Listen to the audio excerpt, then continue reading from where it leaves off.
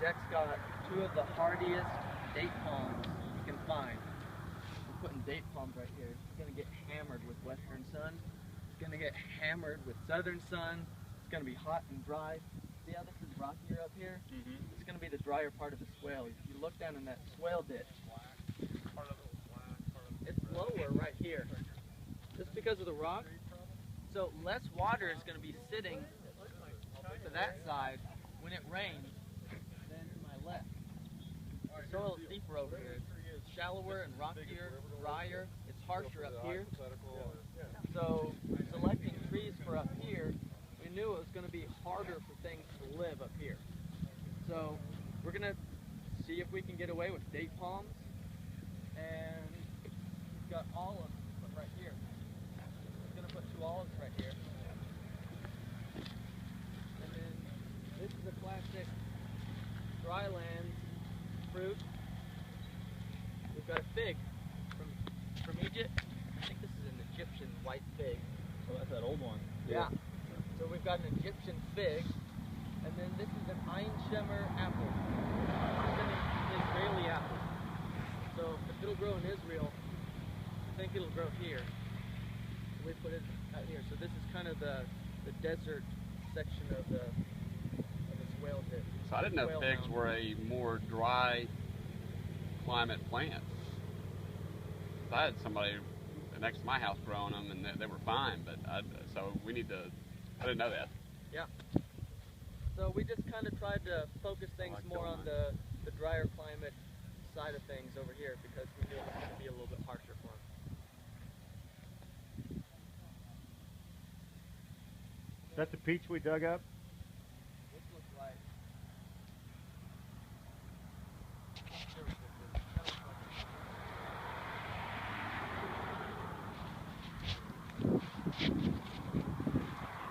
That's another one that he's just got that was planted before he got here, that he just left. And if it doesn't produce something he likes, he'll just graft onto something that he does like.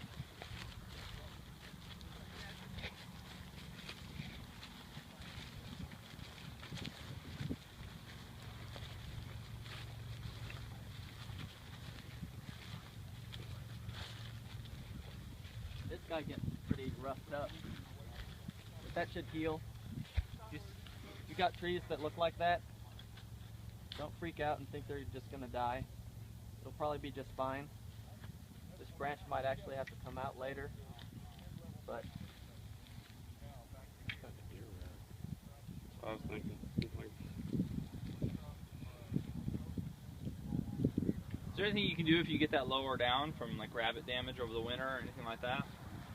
Depends on if they've girdled it. Right. If they've girdled it, I think this plum is actually dead. Or nearly so. How can you tell? The cambium. If you're wondering if a tree is alive or dead, you can just lightly scrape off. Oh, there's some green cambium. See up here? Yep. How brown that is? I was cutting it up here, cutting it on the other side. I was getting no green cambium. Okay. There's green cambium, it's still alive. Mm. If you take those little cuts all over the place and there's nothing green, it's dead. So that peach stalk that I got at home, I could check it like that, even if it hasn't produced anything. You could make sure. You can go down, you make a couple little test cuts. Just don't get really crazy with it, because more of those you put in there, the more damage you're doing, the more disease you're inviting in, and insects you're inviting in. But yeah, you can check them like that. What was I saying right before that? Oh, you asked about the rabbit. Yeah. So girdling is when the tree gets cut completely around and all the cambium gets cut and damaged. Sometimes deer will do that and rabbits will do that. Rats and mice will do that. Voles are notorious for girdling trees. Voles will go in orchards and just eat all the cambium off. And sometimes right below the ground level, and you don't know it till Right. the tree falls over, dies. What age So- trees are susceptible to that? Any tree. I mean, like even like I mean, obviously, so some of these may not be susceptible. Like, what is there? You know, like Voles. 4 or 5 years into it, it's pretty good. You don't need to worry about it, or is that? Any tree can be girdled. you can girdle a tree intentionally with the chainsaw and just go around and cut all the cambium around the bottom of it and it'll die. A vole isn't going to attack something the size of that. What's that? What is a vole? It's a rodent. It's almost like a mouse. Yeah, it's like a mouse. They're generally like black. They have like a longer snout. Their eyes are like usually. But they live underground like a mole. Well, but they're smaller, right? not really. They like to stay hidden because they're really They will easily. they will go under. They'll do like this. Yeah. Right up and like this. And so you may They like not to stay see hidden, but they're not a burrowing. Oh, I thought all they the were. time I thought like they a were. mole. I thought they were a cousin of the mole or something. Not really. I live down They're great cat My food. barn Dude, our cats ram it all the time. I don't know. I thought they were living on the ground and come out and I always pop assumed out. that You it have too. a tree that's been girdled, But and a you gopher, need to you get a gopher save or a it. mole, they'll go There's under something and you eat can it. do. They're rodents, so when you have a mole, And you'll or take a gopher strip. or a vole, So let's say this they're all is in the a same strip family. of Sure. cambium Uh-huh. that you cut off of another part of the tree or another tree that is the same. So an apple for an apple, a peach for a peach. Did that be the same kind of apple or peach, or just No, apple, apple. and peach? Malice. Got So let's say this is all girdled right here. You got a couple inches of just bare wood. You can cut in It'll up leaf here out now if it's something like that. and cut in down here, and you make pretty much a jumper of cambium. And you make sure that cambium matches up. How do you that attach it? cambium matches up How do you attach it so it holds? with grafting tape. The cambium graft, more or less. Yeah, it's like a jumper cable for cambium. And How you'll- big of a, like you're showing a piece of straw, but like how big would it need to be for it to be enough to repair If the it tree? was a tree like this, I'd put one like this, and I'd put another one over here, and maybe even a third. I would try to get at least two on it. So you're basically So just that- exposing it to a piece of fresh cambium that's coming down to it, and that's going to kind of stimulate bark growth below it? No, what you're doing is, this is still alive up here, Uh-huh. and this is still alive up down Oh, here. so you're basically putting it vertically across your girdle. Right, so if the girdle is like this, and Okay. there's no cambium here, Yep. wrapping all the way around, like a belt Yep. of no cambium. Mhm. There's no way for the roots to send starches up, not starches. There's no way for the roots to send water up here and minerals, and there's no way for the leaves to send starches down to the roots. That makes sense. Okay, so there's no transport going there. Oh. You're repairing the road Yep, that makes sense. with a Now, pipe. doesn't with a the, pipe. doesn't it come up? With a doesn't pipe. Doesn't it come up in the cambium and then go back down in the xylem? Right. Well, I'm trying to simplify. So that. will it then? So you do on something like this. You do 2 or 3 of those. So you got Right. like your trio of long jumper cables patches. Will the tree It repair will heal itself? back over from that grafted cambium.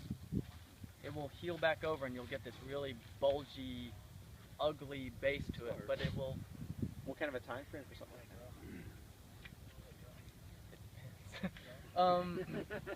You should see response in healing within 2 or 3 weeks.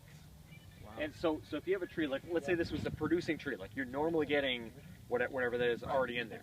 It's been girdled. You're going to save this tree, so you're going to put your patches in there.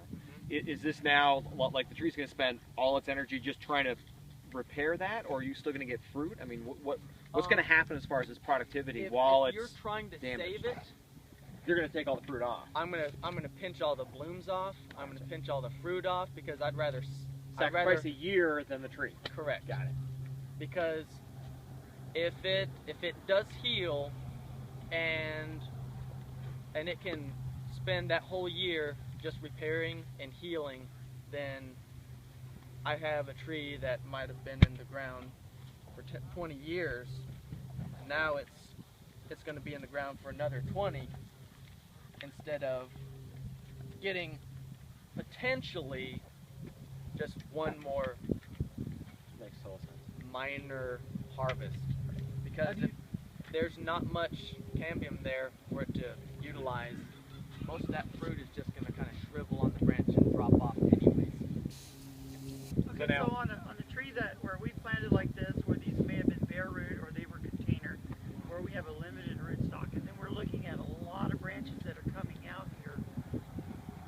much of it do we need to prune off to balance the ability of the rootstock that's got to be built out versus the foliage that's going to want to draw off it? Well, this guy is going to get about half of it pruned off. I think this one is probably dead, so I'm not even going to bother with this guy. But, you know, I'll take that whip down to here. So would it also, if you had this cambium damage and you're trying to do this patching, not only are you talking about like pinching off any fruits, would you prune this thing way down so there's that much less of it so it can really concentrate on healing? I might, depending on... This one has, this is a good illustration. If you come on this side, here's your cambium damage right on this side of this particular one. Yeah, there's the same over here. That depends on how much of a tree top I've got and how bad the cambium damage was. Okay. If it's really bad, then I might take a third of that tree off, just so that I'm not losing. Just like we were talking about the cherries, Right. I don't want a lot of transpiration coming out of here because I don't want it losing all that water. So I might strip some leaves. I might cut it half to a third off, just to help it get through that period.